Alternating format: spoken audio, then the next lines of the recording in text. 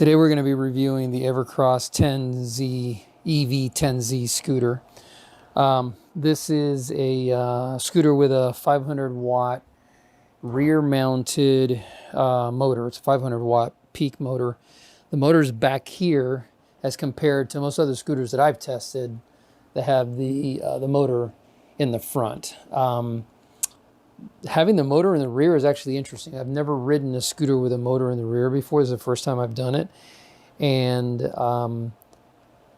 you know, this actually pushes you rather than pulls you with a front hub motor. The nice thing about having that push, it gives a nice, it's a much smoother ride than when you have a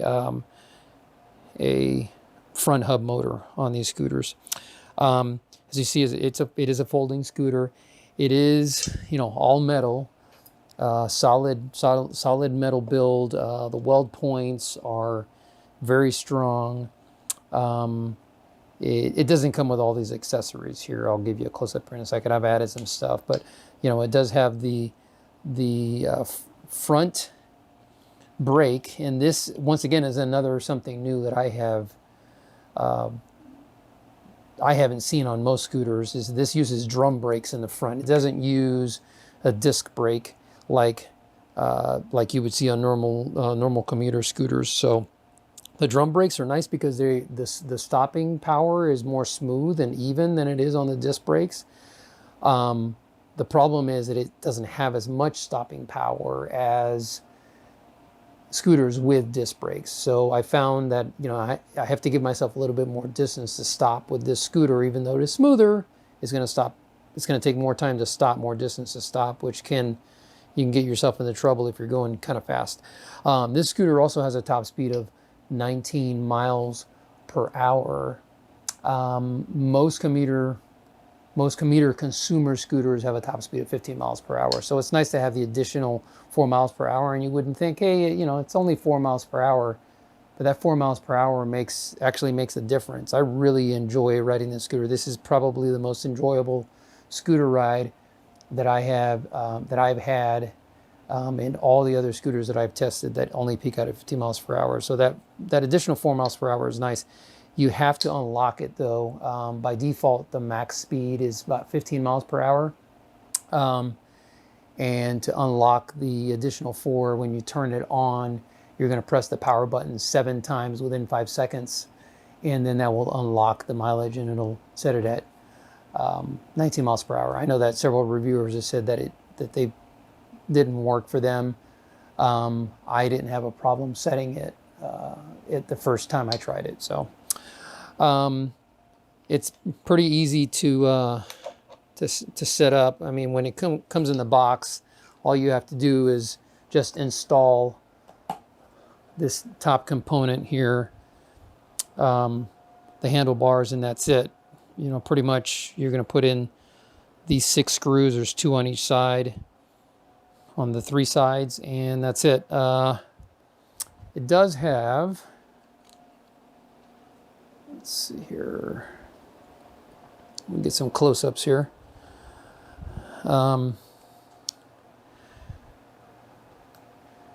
When you turn it on, you actually get quite a bit of information on here. You've got power, a trip meter, and there's also an odometer.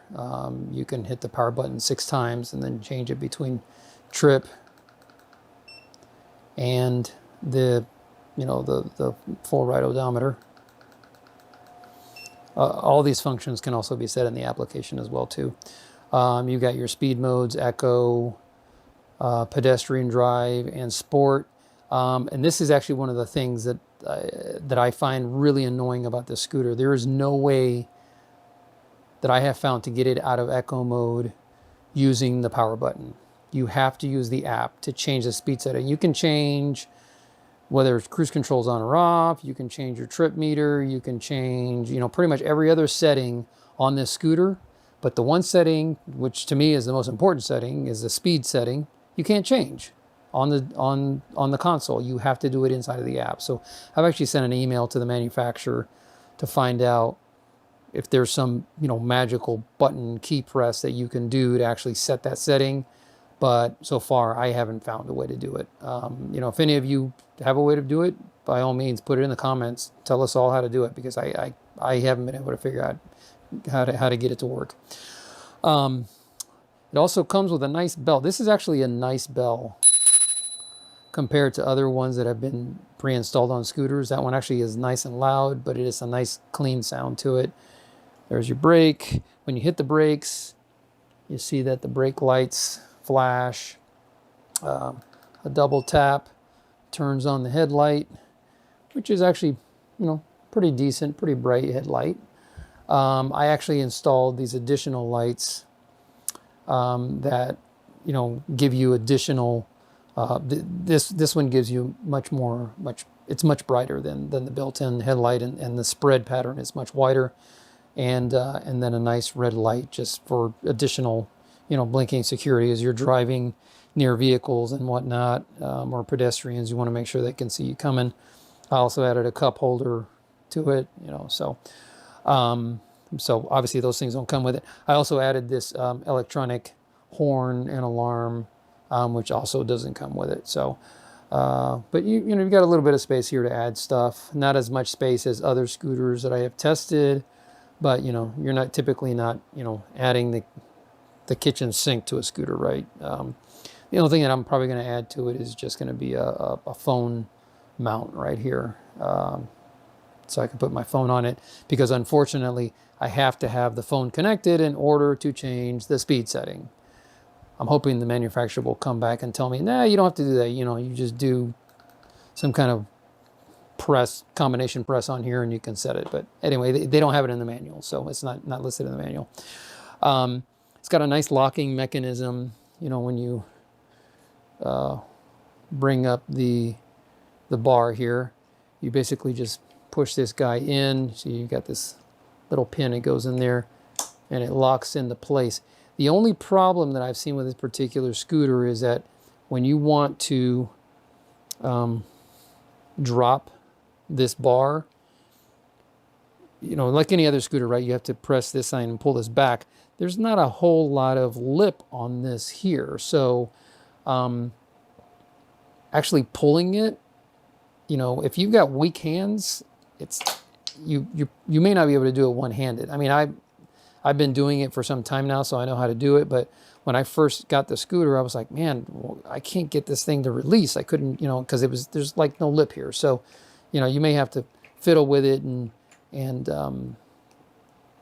just, figure out the best way to do it. But it's just not, they should have added more lip for you to actually be able to grab it and pull this back out. I mean, it looks nice, but it's just from a practical sense, it doesn't work very well to pull that with one hand. Another nice feature this scooter has that many more expensive scooters have this, but some of the less expensive ones may not have it, is front fork suspension. So that's a nice feature to have. The tires are solid tires, but the front fork suspension works very well, and I actually find that the ride on this is smoother and better than other scooters I've tested that actually have air. Sometimes they call them vacuum tires or air pressure tires, but they're basically like what you would have on a car or a bicycle, right? Where it's the tire has air pressure in it. These don't have air pressure. They're solid. They're probably honeycomb inside, but this front fork does a really good job of easing out those bumps and lumps on the road. So I really enjoy the ride on this scooter here.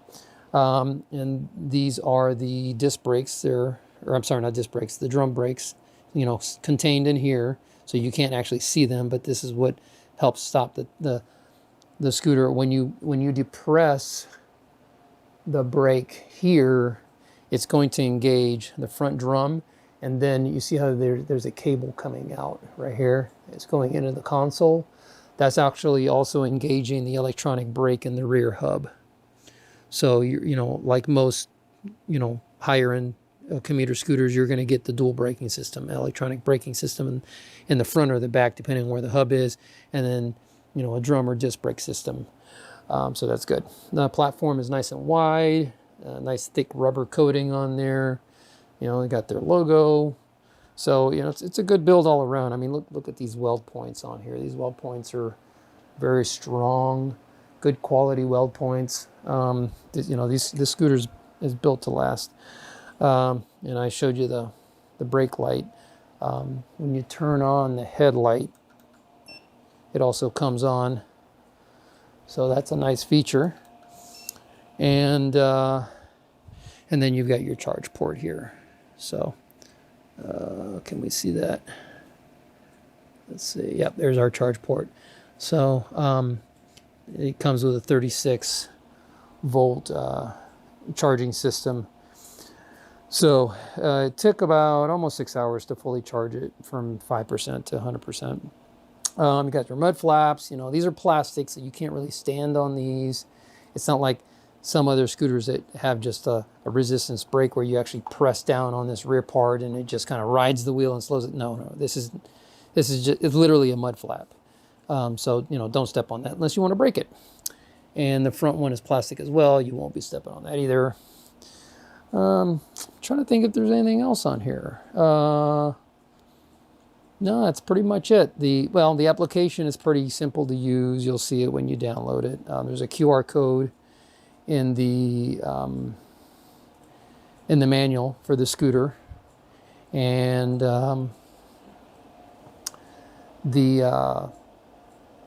pretty simple to use. Has all the normal features that you would find in the scooter.